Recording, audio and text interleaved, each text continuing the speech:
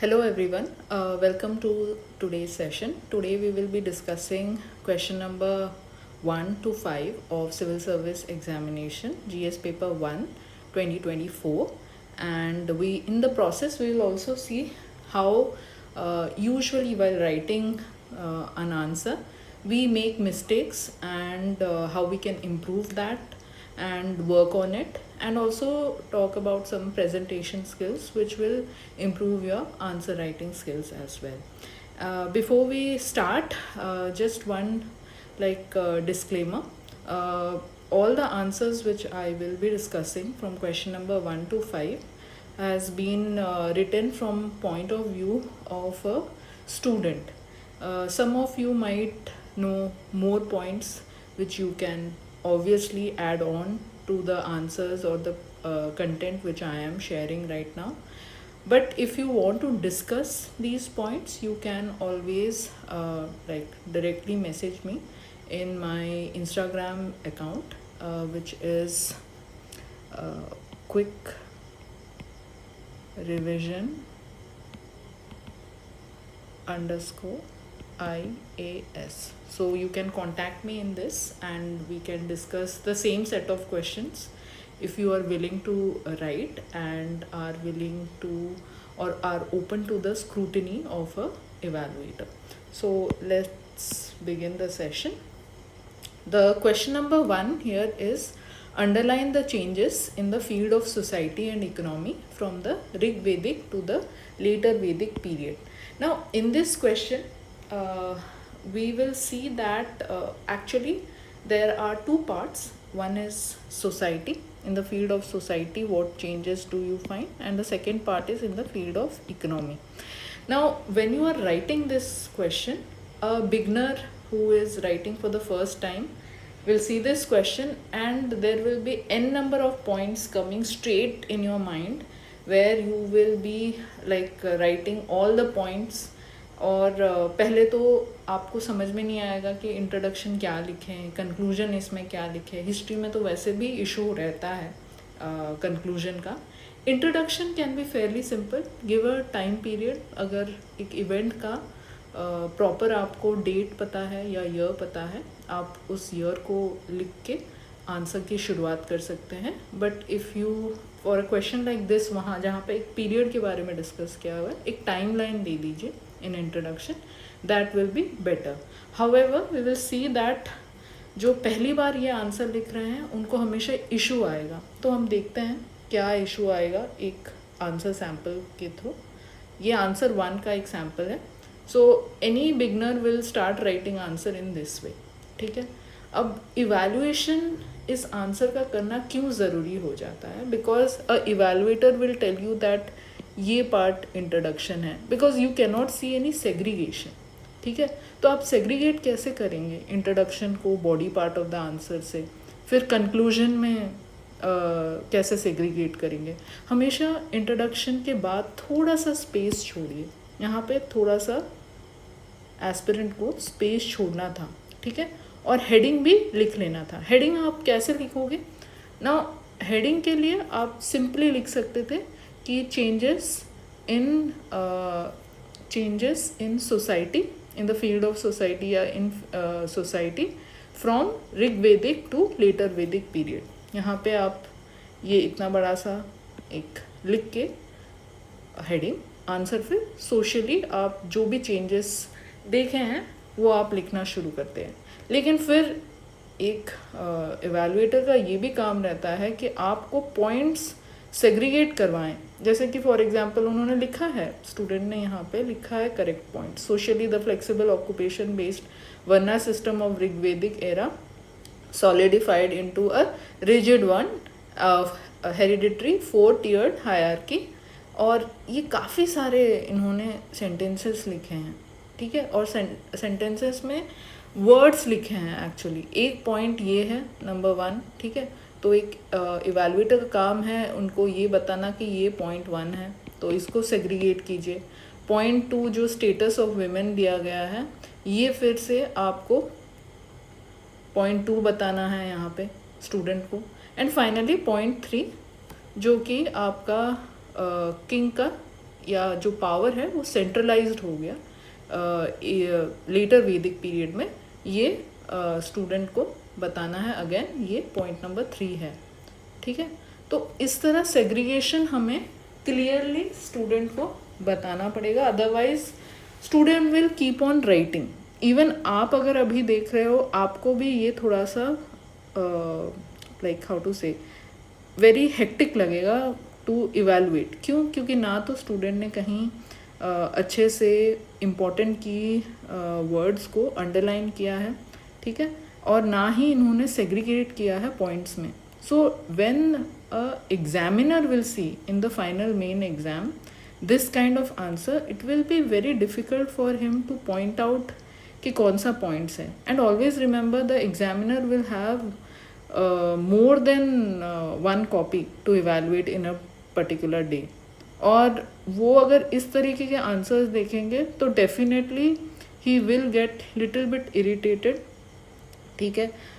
They will definitely read the answer, but while giving marks may be उनका हाथ नहीं जाएगा आपको इस आंसर में 5 out of 10 देने का। और अगर आप इसको फिर से और थोड़ा पढ़ेंगे, you can pause the video and read it properly.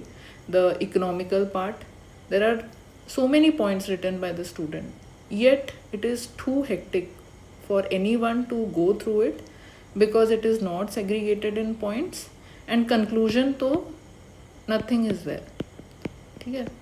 So what to write in the conclusion of a history question?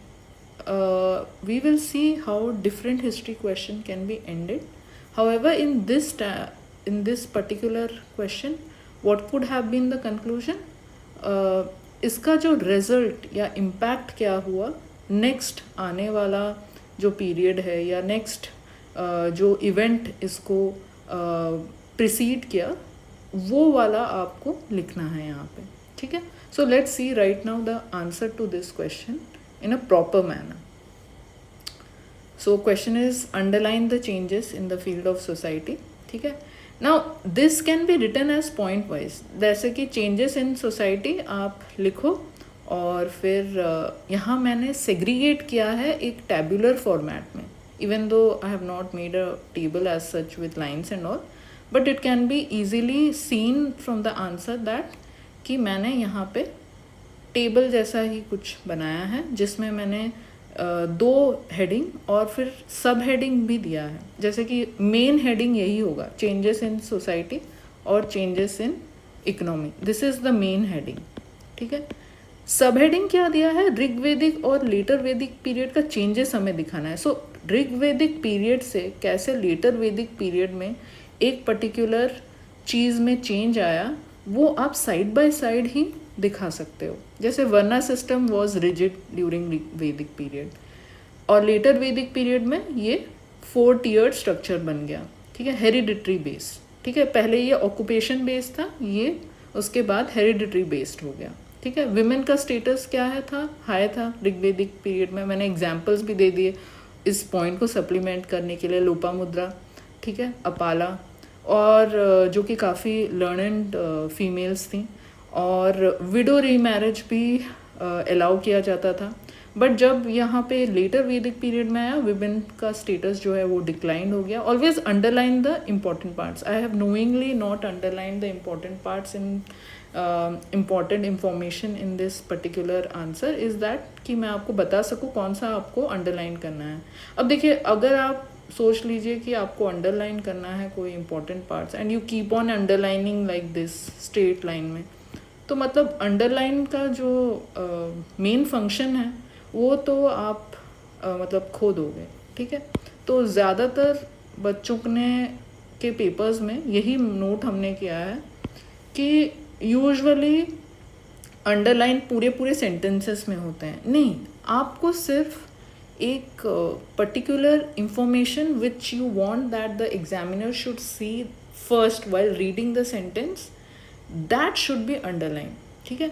जैसे फॉर एग्जांपल थर्ड ये में आपका जो पॉइंट है, ट्राइबल कम्युनिटी या ट्राइबल असेंबलीज ज़्यादा कॉमन रहते थे, एग्जाम्पल मैंने अंडरलाइन कर दिया। सिमिलरली किंग जो है वो सेंट्रल या सेंट्रलाइज्ड हो गया ये सिस्टम, ज़्यादातर सोसाइटी सेंट्रलाइज्ड हो गई अराउंड किंग। सो ये वाला किंग जो पार्ट है ये अंडरलाइन किया। और एग्जाम्पल एक हम दे सकते हैं राजसूय यज्ञ का, ठीक है, अश्वमेध यज्ञ का भी एग्जाम्पल आप दे सकते हो। So in this way always underline the keywords. Similarly economy में again we have written pastoralist, cattle centric, agrarian, और उसके बाद आपका नोमैडिक लाइफस्टाइल था, सेटल्ड लाइफस्टाइल हो गया। तो ये पॉइंट्स आपको इजीली ओल्ड एनसीईआरटीज़ में जो आर एस शर्मा है, एंशियंट एंड मिडीवियल हिस्ट्री का जो बुक है उसमें मिल जाएगा। तो आपको ये जो क्वेश्चन आप देखोगे ना, आपको लगेगा कि क्या बोलते हैं इसमें डिफ़िकल्ट लेवल क्या होना चाहिए। ये बहुत इजी क्वेश्चन था। अगर आपने अच्छे से शॉर्ट नोट्स बनाए हैं, you can easily answer this question, ठीक है। आप पॉइंट्स पॉज करके आप पॉइंट्स भी नोट डाउन कर सकते हैं ना। बहुत जन के मन में आएगा कि इसको इतना कम वर्ड्स में लिखना वो सही होगा या नहीं।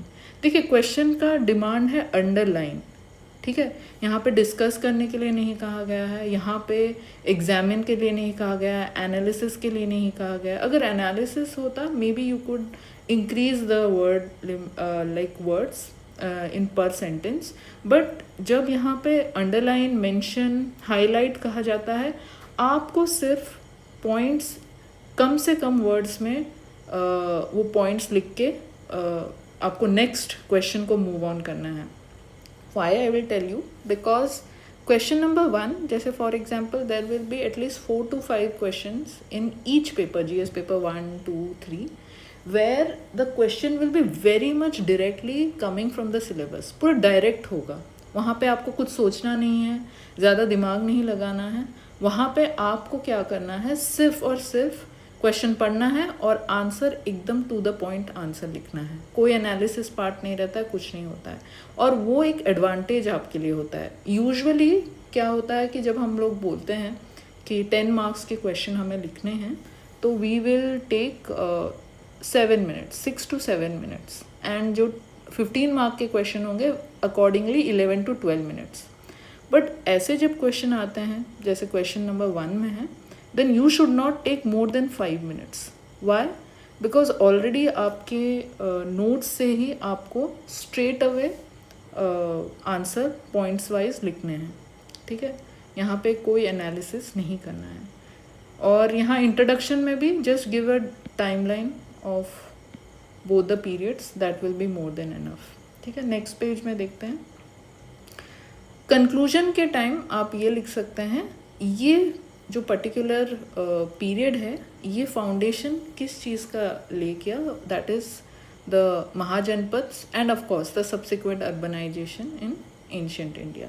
इस तरह आप एक हिस्ट्री के आंसर को कंप्लीट कर सकते हैं। Always you can go towards the next set of events which occurred after these 2 time periods, and that will be a better way to end the answer. Let's see the next question. Question number 2. Estimate the contribution of Pallavas of Kanchi for development of art and literature of South India.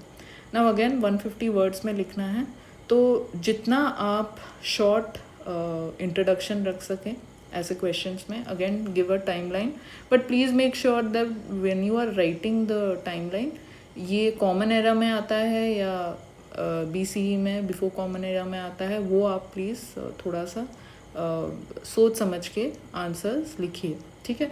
और यहाँ पे क्योंकि Pallava south India में एक famous dynasty था और उसका contribution के बारे में पूछा गया है, तो you can show this in a map also.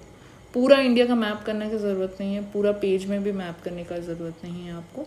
Just एक छोटे से पार्ट में, एक part of the southern India आप दिखा के यहाँ पे कौन सा पार्ट में या कौन सा सेक्शन ऑफ सदर्न इंडिया में पल्लवाज रूल कर रहे थे वो आपको डिमार्केट कर देना है।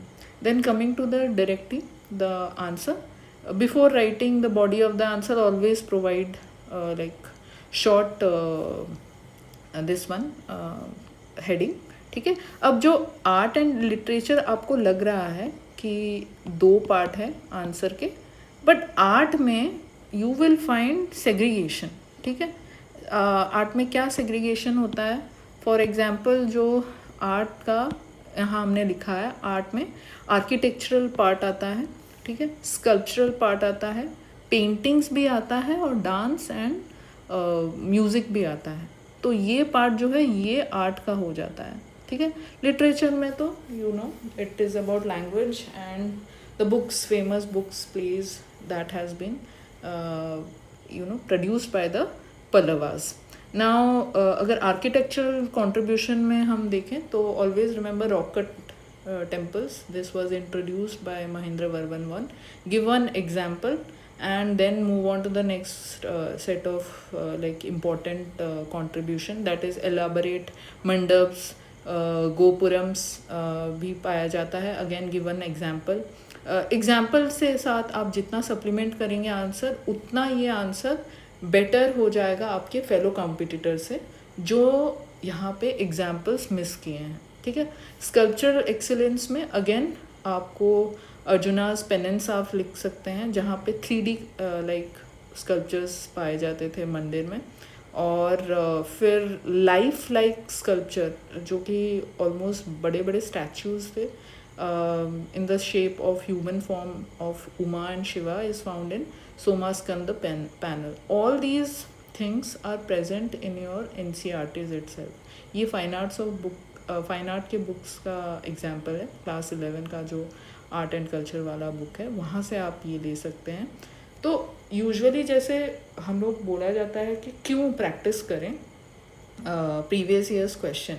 नाउ ये जो कंटेंट है पल्लवास का you will find in old NCERTs, you will find in fine arts का book some of the points, important points.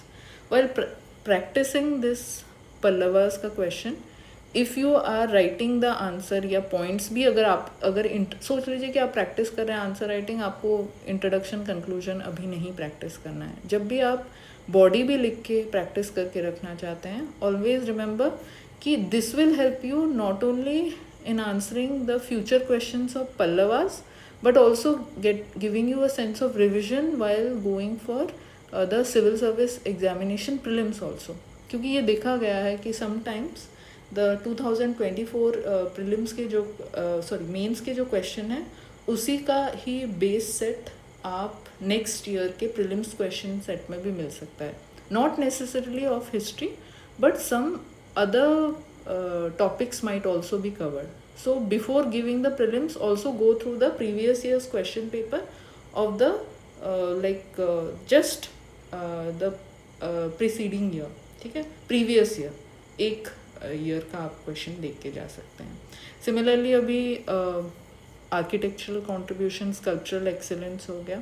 Now you can move on to the next set of the body part of the answer, that is development of painting. Murals यहाँ पे काफ़ी develop हुआ, तो जो caves हैं उसका नाम आप दे के यू कैन मेंशन इट, ठीक है.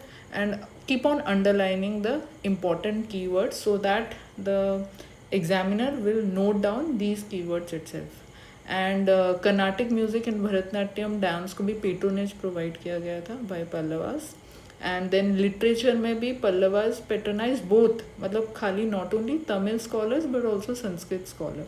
सो give one example of the scholars, that will be more than enough. Mahendra Varman one was himself a scholar and he wrote Sanskrit play.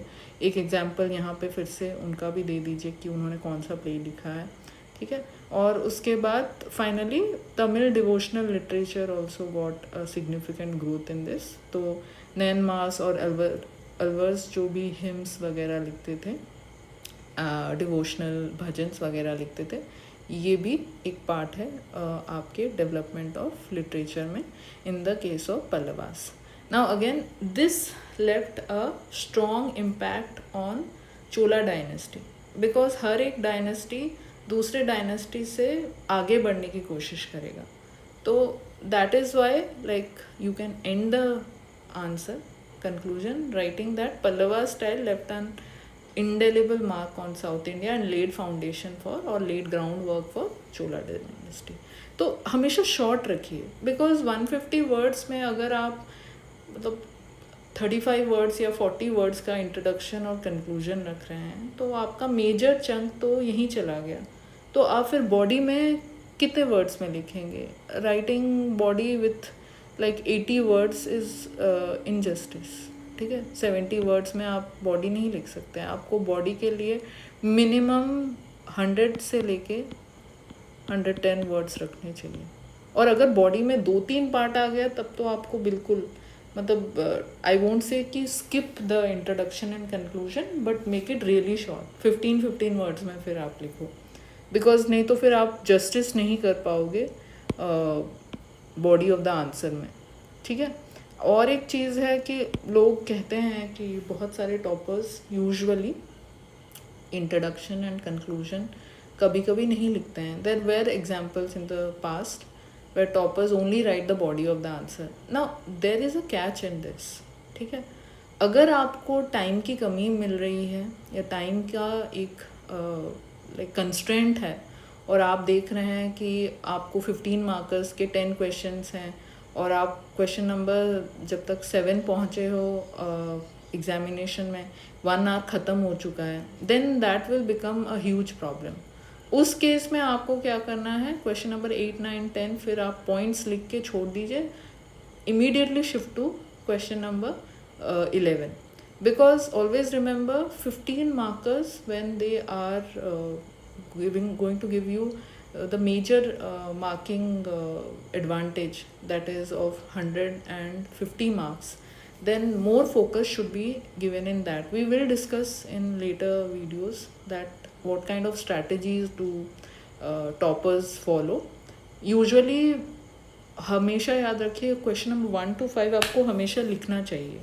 क्यों लिखना चाहिए ना, वो एक मार्क छोड़ता है आपके एग्जामिनर, जो भी आपका एग्जामिनर कॉपी इवैल्यूएट कर रहा होगा उसके ऊपर एक डेफिनेटली पॉजिटिव इम्पैक्ट रहेगा अगर आप क्वेश्चन नंबर 1 से 5 इस तरह पॉइंट वाइज अच्छे प्रेजेंटेशन स्टाइल में, ठीक है, अच्छे एग्जाम्पल्स के साथ अगर आप बिगनिंग करोगे तो definitely he will have a good impression, और वो नेक्स्ट जो आने वाले आंसर्स में भी एंटिसिपेट करेंगे कि आप अच्छे स्टूडेंट हैं, तो आप अच्छे से पॉइंट वाइज या गुड प्रेजेंटेशन स्किल्स के साथ आंसर प्रेजेंट करेंगे।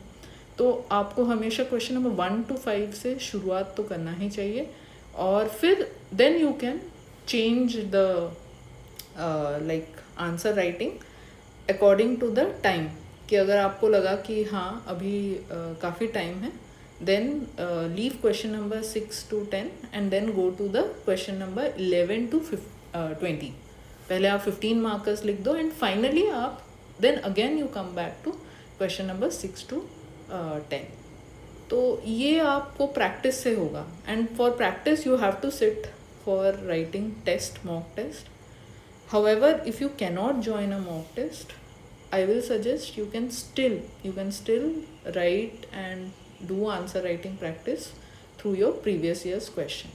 और अगर आपको चेक करना है कि आप सही जा रहे हैं कि नहीं, ये वीडियोस देख लीजिए तो आपको पता चल जाएगा कि you are in the right path or not. And if you still feel that you have to discuss, you can always contact me through Instagram messages. Now going to the next set of question. Again question number 3 is very direct, ठीक है, you can pause the video and see. Here you don't have to discuss anything. यहाँ पे की directive है like what, और जो दूसरा की डायरेक्टिव है पॉइंट आउट, तो आपको पॉइंट आउट ही करना है, वहाँ पे कुछ आप एक्स्ट्रा मत कीजिए। इतना ही सिंपल पॉइंट्स रखिए और इतने ही सिंपल लाइक 4 to 5 या मैक्सिमम 10 वर्ड्स में एक सेंटेंस कंप्लीट कीजिए, because in that way you will be able to write more points, that will be important. Introduction में keep it simple again, give a timeline and why like Quit India movement was important. That will be more than enough. You can pause the video and go through it. Again same process has been followed. Events हमने क्या lead किया था to quit India movement को एक छोटा सा heading दिया हुआ है और पॉइंट वाइज आंसर लिखा है, ठीक है। नेक्स्ट हम देखते हैं पार्ट रिजल्ट्स जो हैं, again 7 points. Again you will write the conclusion, ठीक है, कि इसका मतलब सबसे बड़ा इम्पैक्ट ब्रिटिशर्स के ऊपर क्या था ना, उनको रियलाइज़ हो गया इंडिया को और गवर्न नहीं किया जा सकता है. So just underline the keywords, that will be more than enough. And one more thing, lot of people will say that कि हमें इतने पॉइंट्स याद आएंगे या नहीं एग्जामिनेशन में. See, that is the reason you have to keep on revising your personal notes. ठीक है, even though you have class notes, make a 1-page notes for each and every topic, so that before the examination आप उसको overlook या glance करके जा पाए. अभी आप बोलेंगे कि मैम हम कैसे बनाएं 1-page notes. I will give you one example. For example अगर सोच लीजिए जो क्वेश्चन था, ठीक है, क्विट इंडिया मूवमेंट का रिजल्ट्स क्या है. आपने लिखा रिजल्ट्स अपने कॉपी में, और आप क्या लिखोगे मतलब वहाँ पे शॉर्ट नोट्स के लिए, अरेस्टेड गांधी जी, ठीक है, INC अनलॉफुल. इतना लिख दोगे ना तो आपको याद आ जाएगा कि INC को डिक्लेयर कर दिया गया था अनलॉफुल में. ठीक है, लीडरलेस मासेस स्ट्राइक्स प्रोटेस्ट. कहाँ प्रोटेस्ट हुआ था, तो ऑफकोर्स स्ट्राइक्स हैं तो फैक्ट्रीज ही होंगे, प्रोटेस्ट है तो कॉलेजेस या स्कूल में ही होंगे या फिर पब्लिक प्लेसेस में ही होंगे.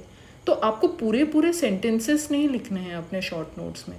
जो आप अंडरलाइन कर रहे हैं ना यहाँ, इसी को ही अगर आप लिख दोगे ना तो फिर आपका शॉर्ट नोट्स वहीं कंप्लीट हो गया. तो आपको पूरे सेंटेंस जब लिखेंगे तभी तो आप टाइम ज़्यादा इन्वेस्ट कर रहे हो नोट्स मेकिंग में.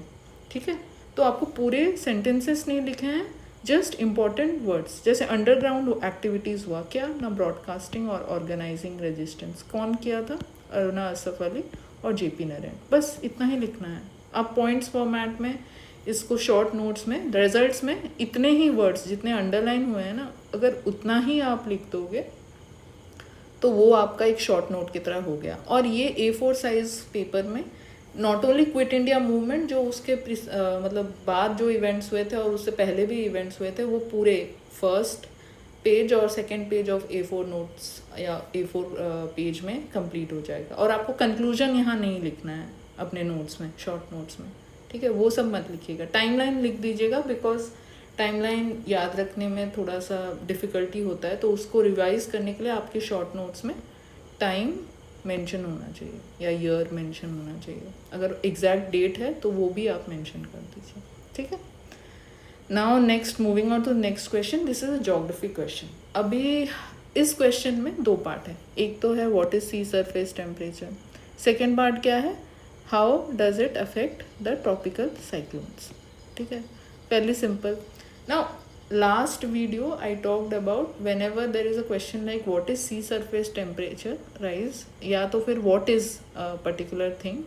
Last time doctrine of severability था जो discussion video में.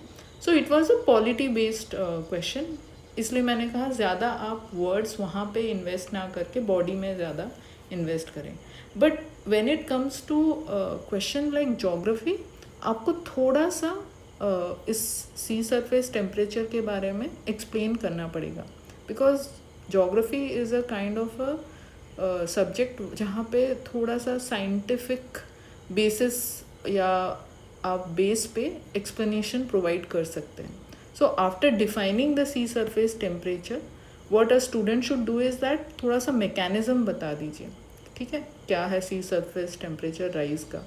और उसको बताने के लिए सबसे बेस्ट पार्ट है ये थर्मोक्लाइन वाला जो ग्राफ है जो NCERTs में रहता है, यही आप प्रेजेंट कर दो. ठीक है, और एक्सप्लेनेशन में आपको ईजियर हो जाएगा. और जब एग्जामिनर ये ग्राफ देखेगा और ये अंडरलाइन वर्ड्स पढ़ेंगे तो उनको पता चल जाएगी कि okay the student knows the core of this particular topic.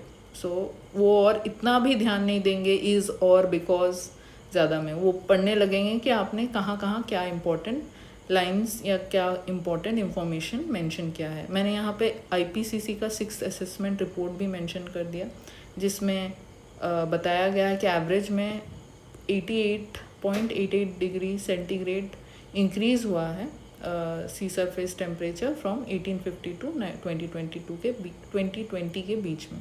ठीक है, now coming to the second part of the answer, give a heading impact of SST rise on tropical cyclone, और फिर आप इसका आंसर लिखने लगिए. देखिए, अगर आपको एग्ज़ाम में याद नहीं आ रहा है कि क्या इम्पैक्ट हो सकता है, पहले तो आप ट्रॉपिकल साइक्लोन का जो क्या मतलब क्या नेसेसरी पैरामीटर्स है जिसके वजह से एक साइक्लोन आ सकता है, वो सोचने की कोशिश कीजिए। तो वार्मर वाटर चाहिए, ठीक है, एटमॉस्फेरिक इंस्टेबिलिटी चाहिए, कोरियोलिस इफेक्ट चाहिए, मॉइस्चर अवेलेबिलिटी चाहिए। और आपको यहाँ पे सी सरफेस टेम्परेचर राइज के बारे में बताया जा रहा है, तो obviously this will provide essential source energy. तो सी सरफेस टेम्परेचर राइज की वजह से थ्रेशोल्ड जो है 27 डिग्री सेंटीग्रेड का till 50 metres depth of water अगर ओशन में हो गया, तो ये आपका ट्रॉपिकल साइक्लोन को इंक्रीज करने के लिए या प्रोवाइड कर देता है एसेंशियल सोर्स उसके लिए। ये हो गया। फिर क्योंकि मॉइस्चर अवेलेबिलिटी भी रिलेटेड है साइक्लोन फॉर्मेशन से, तो इंक्रीज एवापोरेशन ऑब्वियसली होगा because of sea surface temperature rise, and this will have more moisture availability, जिसके वजह से जब moisture like will go to the atmospheric level, it will condense to form clouds. तो ये सब चीज़ें थोड़ा सा साइंटिफिक है, थोड़ा सा एक्सप्लेनेशन आपको चाहिए इसमें, ठीक है। तो हाउ डज इट अफेक्ट में आपको थोड़ा एक्सप्लेन इसमें करना पड़ेगा। Then with release of more latent heat, potential जो है वो ग्रेटर इंटेंसिटी ऑफ साइक्लोन्स का हो जाएगा, बढ़ जाएगा, ज़्यादा साइक्लोन्स होने लगेंगे।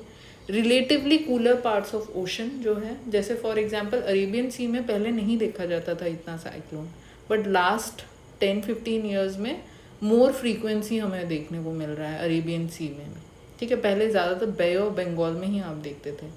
तो अगर आप कोई और भी ट्रॉपिकल सी या फिर ट्रॉपिकल पर्टिकुलर ओशन के बारे में बात करना चाहते हैं जहाँ पे अभी साइक्लोन का रेट बढ़ गया है, उसका भी एग्जांपल दे सकते हैं। ज़्यादातर अरेबियन सी न्यूज़ में रहता है, सो आई गिव दैट, ठीक है। Slightly higher temperature might force simple low. अच्छा, एक लो डिप्रेशन हमेशा साइक्लोन फॉर्मेशन में कन्वर्ट नहीं होता है, बट अगर सी सरफेस टेम्परेचर राइज जो है वो ज़्यादातर एवरेज में बढ़ता जाएगा, तो जो low depression converting into cyclones, intensifying into cyclones का जो पीरियड है या इंटेंसिटी है वो भी इंक्रीज होने वाला है ज़्यादा, ठीक है। और फिर पाथ ऑफ द साइक्लोन, अभी देखिए फॉर एग्जांपल आंध्र प्रदेश के पास जो कोस्ट लाइन है वहाँ पे जो सी सरफेस टेम्परेचर है वो रिलेटिवली कूलर है। सो इवन दो डिप्रेशन वहाँ पे फॉर्म हुआ एक साइक्लोन का, बट अगर the water near the coast line of Orissa is more like warmer, then वो साइक्लोन इवन दो डिप्रेशन अगर फॉर्म भी होता है नियर आंध्र प्रदेश और Tamil Nadu like coast line, it will go towards the Orissa coast line and वहाँ पे ही लैंडफॉल होगा, ठीक है। सो इसीलिए जो पाथ ऑफ द साइक्लोन है वो भी जो आपका इम्पैक्ट होता है sea surface temperature rise through से। अभी आप कंक्लूजन में SDG 13 गोल को अडहर करते हुए अगर आप सी सरफेस टेम्परेचर का राइज डिक्रीज या मैनेज करना चाहेंगे, then it will be a good way forward and this way you can end the answer, ठीक है। SDG जितने भी गोल्स हैं आपके 17 गोल्स हैं, तो वो आप एकदम याद रखने की कोशिश कीजिए। I will in some other video tell you how to remember all the goals like in a story format, तो आपको वो गोल्स आप भूलेंगे नहीं। आई नो दैट इसका गोल का ईयर 2030 है, सो टिल 2000 ईयर का 30 ईयर का सिविल सर्विस एग्जामिनेशन में SDG can always be utilised, ठीक है। पहले मिलेनियम डेवलपमेंट गोल्स था, अभी सस्टेनेबल डेवलपमेंट गोल्स है, आगे जाके कोई और नाम चेंज हो जाएगा, but this will be important till 2030 civil service examination. Always try to utilize SDG goals in your polity answers, in your economics answer, and also in your like GS paper 1 answer, provided they are related to the topic. मतलब हर जगह पे SDG नहीं लिखना है, आपको उस relation में अगर रहेगा तभी लिखिएगा, ठीक है। बिकॉज क्लाइमेट चेंज और climate action is related to global warming and all, उसके वजह से ही सी सरफेस टेम्परेचर राइज हो रहा है. So in that relation you can put SDG 13 in the conclusion part. You can also share like IPC का ये predictable like data है कि till 2081 2.89 degree centigrade rise होगा. So that is why adhering to SDG 13 is more important. Now coming to the next question. Why do large cities tend to attract more migrants than smaller towns? Discuss in the light of condition in developing countries. See, in this question, what I have tried to do is that I've shown you how students do this mistake. क्योंकि देखिए इस question में बहुत सारे points बनेंगे और ये सिर्फ 150 वर्ड्स का है और 10 मार्क्स का क्वेश्चन है, तो आपको ज़्यादा टाइम भी यहाँ पे इन्वेस्ट नहीं करना चाहिए, ठीक है. बट प्रॉब्लम क्या है कि स्टूडेंट ट्राई करेंगे कि इसमें कोई टाइप का फ्लो चार्ट्स बना लें या फिर they will try to write it in a diagrammatic method, presentation skills दिखाना चाहें. नहीं, keep this answer as simple as possible. Point wise लिखिए, एग्जाम्पल दीजिए, move on to the next part of the question. One more thing, now how do UPSC fool you in this particular kind of question is that, अब देखिए usually student सोचेगा कि second part को देख के कि discuss in the light of condition in developing countries. अभी उनको लगेगा कि why do large cities tend to attract more migrants than smaller town. ये वाला और ये क्वेश्चन एक ही है, इट्स नॉट डिफरेंट. नो, ये जो till the second part of the question start, this is one question. Why do large cities tend to attract more migrants than the smaller towns? इसको आपको ग्लोबल पर्सपेक्टिव में ही लिखना है. यानी कि you should give example of New York, you should give example of like other world cities like Tokyo, London, ठीक है, while writing the answer. But when you come to the second part of the answer, then you have to discuss in the context of developing countries. So not only like India, you can give the examples of countries like our neighboring states and also countries like Thailand, Southeast Asian nations. तो आपको वो ध्यान पे रखना है. हमेशा India centric होके ये आंसर नहीं होगा, ठीक है. बट आप इंट्रोडक्शन में ये लिख सकते हैं कि इंडिया का जो पॉपुलेशन है largely 37% is residing right now in the urban areas और आने वाले टाइम में ये इंक्रीज़ ही होगा, ठीक है. तो एडवांटेज क्या है लार्ज सिटीज़ का ओवर स्मॉलर टाउन्स? वो ये है कि डाइवर्स जॉब मार्केट है, higher income, more entrepreneurship opportunity है, then you have enhanced services and amenities. अभी देखिए ये वाला जब आप देख रहे हैं ना, थोड़ा सा एग्जामिनर के लिए ना बहुत कंफ्यूजिंग हो जाएगा. एग्जामिनर को लगेगा कि ये गवर्नमेंट हेडक्वार्टर्स हायर इनकम के जगह पे है या फिर डाइवर्स मार्केट पे है. Even though arrows are pointed out clearly, but still it will create some kind of illusion in the mind of the examiner कि points कहाँ किसके basis पे लिखा गया है या example किसका है. So rather than writing this, I think the correct methodology will be this, ठीक है. Advantage of larger cities over smaller towns, write it in point formats, ठीक है. देखिए जहाँ पे ज़रूरी नहीं है ना, वहाँ पे आपको presentation skills नहीं मतलब एग्जैजरेट कीजिए.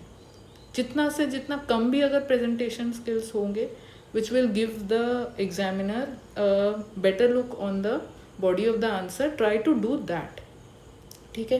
तो कॉन्सेंट्रेशन ऑफ इकोनॉमिक अपॉर्चुनिटी, ये पहला पॉइंट आपका हो गया. तो आपने इसको 3 पॉइंट्स में डिवाइड कर दिया, ठीक है. डाइवर्स जॉब मार्केट्स था, उसके बाद हायर इनकम है, उसके बाद मोर एंटरप्रेन्योरशिप अपॉर्चुनिटी है. यहाँ पे एक एग्जांपल्स अगर आप दे दोगे तो वो अच्छा रहेगा, ठीक है. अब जैसे हेडक्वार्टर्स गवर्नमेंट और इंटरनेशनल ऑर्गेनाइजेशन का हेडक्वार्टर्स कहाँ है, यूएन का न्यूयॉर्क में है, आप वैसे एग्जांपल्स दे सकते हैं, ठीक है. लॉट ऑफ पीपल से विल आस्क कि अपॉर्चुनिटीज़ गवर्नमेंट और इंटरनेशनल ऑर्गेनाइजेशन का अगर है, ऐसा तो नहीं है कि कॉमन या अनस्किल्ड या स्किल्ड सेमी स्किल्ड जो लेबर्स हैं उनको इस ऑर्गेनाइजेशन में जॉब मिल जाएगा। नहीं, जॉब नहीं मिलेगा वहाँ, तो मतलब एक स्पेसिफिक आपका एंट्रेंस एग्ज़ाम टाइप का ही रहता है, या फिर आपके एक्सपीरियंस पे ही आपको यहाँ पे मिलेगा पर्टिकुलर जॉब। हाउएवर गवर्नमेंट और इंटरनेशनल ऑर्गेनाइजेशन में कॉन्ट्रैक्ट्स मिलते हैं, ठीक है। So there might be sanitation contract और any contract particularly related to the non-important tasks in these offices that can be acquired by the semi-skilled or unskilled laborers. तो हमेशा ये एक एडवांटेज रहेगा। तो मार्केट अपॉर्चुनिटीज़ एक ग्लोबल सिटी में ज़्यादा रहता है compare to the smaller towns और even tier 2 cities. Alright, now coming to the next set of question. Next set of like points, enhance services आपके रहेंगे। अब यहाँ पे मैंने लिख दिया है यूनिवर्सिटी, स्पेशलाइज्ड कॉलेज, ठीक है, leads to good exposure of children. अभी आप एक एग्जांपल यहाँ पे लिख सकते हैं कि Singapore is also a global city. वहाँ पे नैन्यांग यूनिवर्सिटी जो है, ठीक है, या फिर सिंगापुर टेक्नोलॉजिकल यूनिवर्सिटी जो है वो वर्ल्ड फेमस है and they are on equal par to the universities in the US which are famous for employment like opportunities after they finish the university. Example इतना बड़ा लिखने का ज़रूरत नहीं है. This I am discussing for only the like understanding. Otherwise you can just provide examples in short way, ठीक है. And then healthcare है, ठीक है. When you see larger cities you will find secondary and tertiary healthcare. That means specialised आपको hospitals मिलेंगे, ठीक है. एक ही हॉस्पिटल में आपको सारे जो सर्जन्स ना होके लिवर का एक स्पेशलाइज्ड हॉस्पिटल होगा, कैंसर का एक स्पेशलाइज्ड हॉस्पिटल होगा. तो इसी तरह जब आप ग्लोबल सिटीज़ में जाएंगे एक स्पेशलाइज्ड हॉस्पिटल भी रहते हैं पर अ पर्टिकुलर डिजीज़ और a particular ailment. And that way it is different than the smaller towns, because smaller towns में अच्छे hospitals रहते हैं but it will be like primary healthcare centers or maximum secondary healthcare centers, not like tertiary part. That might be missing most of the 2-tier cities or 3-tier cities maybe. Now coming to the infrastructure and lifestyle, better transportation network, better communication facilities रहता है. Social network effects, anonymity leads to freedom from rigid social pressure. तो आप मतलब rural areas से आते हैं, कौन क्या कर रहा है, एवरीबडी हैज़ दैट नैक की they want to know in your or get into your private lives. That part you will be seeing missing in the the city life. And then established communities रहता है migrants का, who help or provide crucial support. So easily then people try to move on to the larger cities rather than the smaller towns. अभी in context of developing countries में you can divide it into like 2 parts. push factor क्या है, pull factor क्या है, ठीक है. Limited livelihood opportunity रहता है, ज़्यादातर एग्रीकल्चर रहता है, या तो फिर यू विल सी दैट कि मनरेगा का आपका वर्क रहता है. That is also for a limited period of time. Pull factor में क्या होगा, यूजुअली जो लार्ज सिटीज़ है this is a theory given by Perroux and they act as a growth pole. Growth pole means you will find all kinds of sectors right now. If you like move on to like city of Delhi or NCR, you will find like primary sector as well. आजकल vertical farming करके या फिर organic farming करके you can find poly houses present in the city area itself. Then second part, secondary आपका manufacturing unit भी आपको Delhi NCR region में मिल जाएगा. And tertiary unit that is your services are also provided there, ठीक है. Quaternary आपको भी मिल जाएगा. तो all these things are there in the city, large cities, Delhi and NCR. So a migrant will get a lot bigger opportunity in the growth pool, that is the larger city.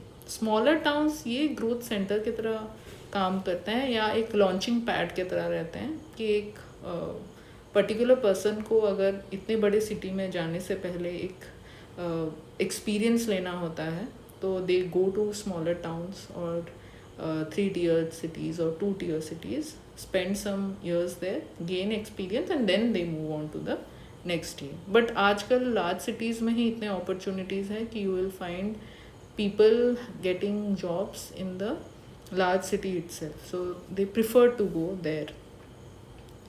उसके बाद high level of poverty and inadequate infrastructure आपका रहता है. This is also one push factor in the villages. Landless fragmentation of land, this is specifically related to like India and all. So यहाँ examples of India या तो फिर neighbouring countries का भी दे सकते हैं. एंड देन पुल फैक्टर में media पोर्ट्रेल्स of success story रहता है. ठीक है, बहुत सारे मीडिया पर्सनालिटीज़ रहते हैं. आप एग्जाम्पल देख के यहाँ पे सप्लीमेंट कर दीजिएगा.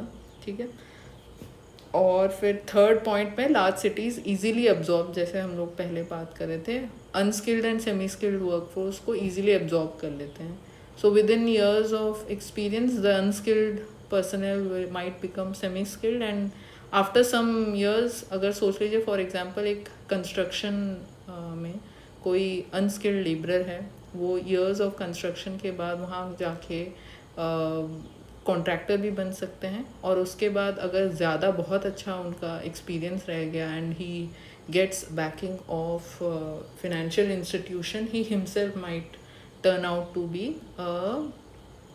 realtor in the longer period of time, 10 to 30 years में भी लगेंगे. So these kind of thought process should be there. But exam में आपको ये नहीं लिखना है, ये सिर्फ अंडरस्टैंडिंग के लिए है. अब मैंने यहाँ पे आदर्श ग्राम Punsari which is located in Gujarat, इसका क्यों एग्जाम्पल दिया है. See if the like state government और the local government do not want their citizens to go far to larger cities and would like to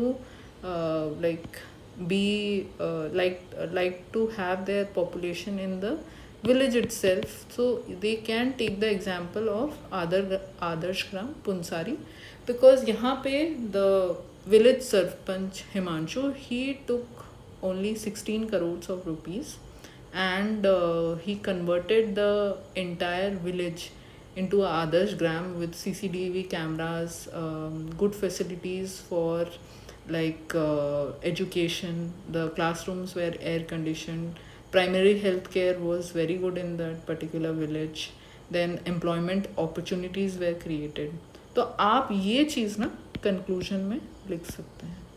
ठीक है, if you find any other villages you can write that also in the conclusion and conclude that to ease down or to reverse the migration, the steps taken by such villages can be taken by other local governments and moved forward. तो इसी के साथ हमारा आज का session ख़त्म हो जाता है. ठीक है, now my aim will be to discuss all the previous year's question right from 2013 till today. However हम लोग शुरुआत बैकवर्ड्स करते हैं, बिकॉज जब आप एग्ज़ामिनेशन दे रहे हैं सिविल सर्विस एग्ज़ामिनेशन 2025 का, the question paper related to 2024 2023 that will be more solving those things or practicing those answer will be more beneficial to you, because वो एक सीरियल में रहता है, तो आपको पता रहता है कि okay exam the question which will come will be in this particular manner. ठीक है, तो आपका जब रिविज़न भी आप करोगे ना आपके नोट्स, तो आप ये नोट कर सकते हो कि 2023 में पर्टिकुलर टॉपिक पूछ लिया गया है, 2024 में भी पूछ लिया गया है. तो आप ये मैं नहीं कहूँगी वही क्वेश्चन आएगा प्रेडिक्ट कर सकते हैं, but at least you will have this notion. और अगर सोच लीजिए वो नहीं आके फिर से 2025 में भी उन्होंने पल्लवास के बारे में पूछ दिया, तो फिर आप एटलीस्ट आपका रिवीजन होके गया होगा, तो आप उसके ऊपर ही आंसर लिख सकते हो.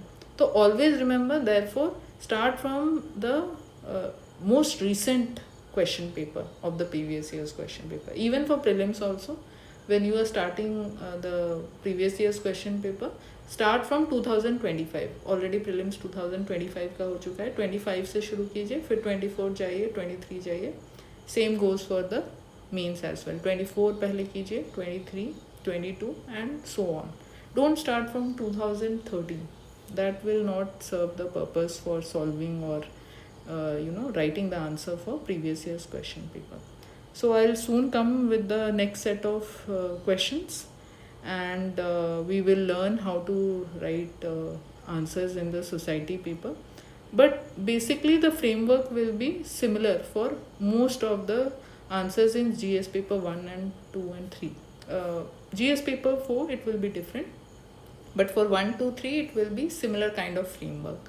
Only thing is that some subjects like economics, some subject like geography might require more presentation skills and more like scientific explanation or mechanism to explain the particular topic, like we saw in the sea surface temperature rise question.